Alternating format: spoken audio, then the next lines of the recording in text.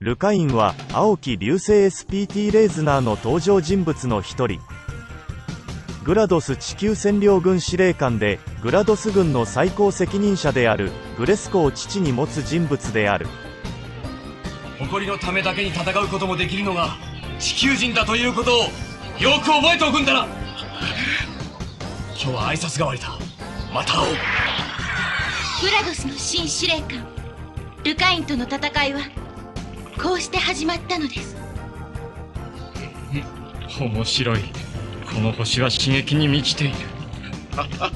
気に入った。劇中でのルカイン。グラドス軍地球侵攻艦隊司令グレスコの息子で、グラドス軍に地球が占領された後、地球占領軍の司令官として地球に赴任した。民衆は優れた者に支配されるべきという理想を持つ人物。地球人どもよ、聞け。私に立ち向かうことがいかに愚かな行為であるかは見たであろう。我々に逆らおうとするな。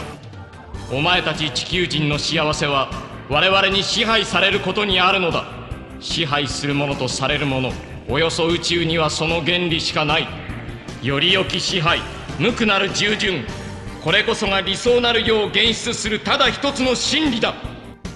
そのため主に地球ではグラドス人による地球の支配を良しとしないレジスタンスの鎮圧と地球文化の撲滅に力を入れており、レジスタンスに加わった主人公のアルバトロナル・エイジ・アスカの前に現れた。さらにはグラドス人と地球人の共存を訴え、非暴力による運動を展開するクスコの聖女隊のリーダーであるアルバトロミル・ジュリアとも出会う。その後は部下の指揮隊を用いてエイジとレジスタンスの撲滅を図るが、ことごとく失敗に終わった。エイジのノルレーズナーに対抗するためバックパック型 VMAX を部下のマンジェロの機体ガッシュランに装備させ戦わせるも、ルカインが戦いをせかしたことが原因でレーズナーにあえなくやられてしまう。自身の愛機であるザ・カールにもレーズナーと同様に VMAX が搭載してあることを知ったルカインは、さらに特殊な強化剤を加えることで従来よりも出力を 15% アップさせ、 VMAX の常識を超えた軌道に耐えるだけの操縦技術を得る。その結果、これまでどんな相手でさえも圧倒的な力で倒してきたエイジのレーズナーをザ・カールの VMAX レッドパワーで大破させ敗北へと追い込んだ。しかしその後、グレスコと地球に対しての支配方針が対立したことで、地球人とグラドス人は実は元は同じ人種であるというグラドス創生の秘密を聞かされる。グラドス至上主義者であったルカインはその考えを根本から揺るがされたことで事実を受け入れることができずに錯乱し、さらには司令官の解任を言い渡されたこともあってひどく狼狽した中で父であるグレスコを射殺してしまう。しかし父を自らの手にかけてしまった自責の念とグラドス創生の秘密を知ったことによるアイデンティティの喪失から心の拠り所を求めたルカインは、その場にいたジュリアだけは殺すことができず、むしろ彼女に救いを求めるようになった。その後はグラドス至上主義から能力至上主義へと転じ、優秀であるならばグラドス人や地球人関係なく高い地位と名誉を与えると宣言。ロアン・デ・ミトリッヒを筆頭に能力の高い地球人の抜擢を開始した。しかしそんな彼の行動の一連がグラドス本国からグラドスからの離反と誤解され、グラドス艦隊の地球への派遣という事態を招く。レジスタンスとの最終決戦では信頼しきっていたロアン・デ・ミトリッヒに指揮権を任せるも、彼にクーデターを起こされてしまい、グラドス人による支配体制は瓦解した。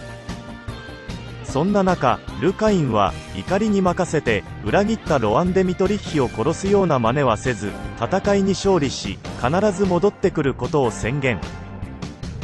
ロアン・デ・ミトリッヒ、騙されていたとはいえ貴様たちに儚き夢を託したのも事実。私が帰ってくるんだ。その命預けておく。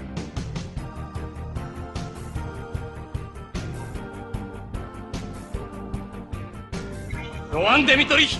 私は帰ってくるぞ。必ず。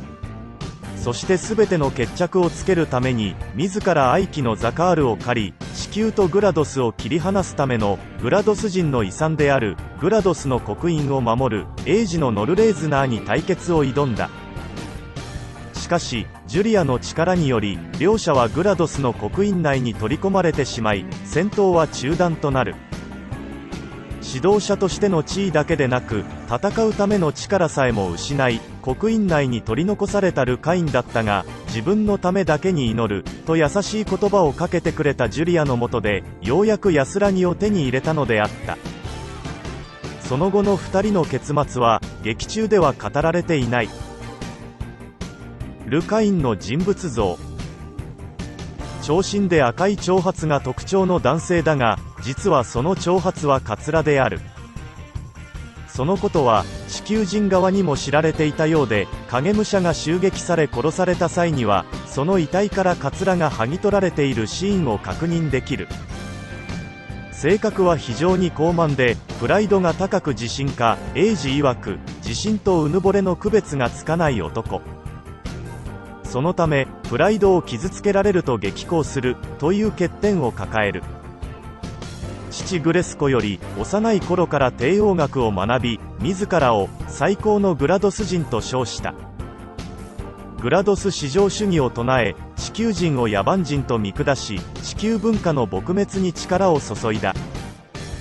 しかしジュリアをかけたエイジとゴステロの勝負において、ゴステロが敗北した際はそれを認めようとしないゴステロを制裁し、エイジを見逃す判断を良しとしないエジール・カルラに脅しをかけるなど、地球人相手にも芯の通った性格を併せ持つ。ただしグラドス創生の秘密を知ってからはグラドス至上主義から能力至上主義へと転じることになった。兵士諸君、紹介しよう。これから私の右腕となるロアン・デミトリッヒだ。地球人でありながら実に優れた男だ。これからの私は優れたものならばたとえ地球人であろうとも分け隔てなく登用することにした。それでこそ初めて理想的な国家が建設できると気づいたからだ。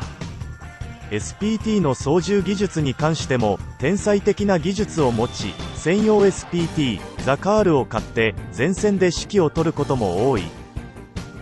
劇中では地球人との根血であるエイジに対しては血の汚れたものと侮辱しながらも、その姉のジュリアには屈折した愛情を抱いていたことが見て取れる。小説「青き流星の行方」ではエイジの狩るレイズナー M2 に一騎打ちを挑み終始圧倒するものの、次期の VMAX のリミッターを切っていたことで機体が限界を超えてしまい熱暴走し果てた。以上がルカインという人物の詳細である。機体解説とは違い個人的見解も入ってしまいましたがご了承ください。もちろん異論は認めます。最後にチャンネル登録と高評価をしていただけると幸いです。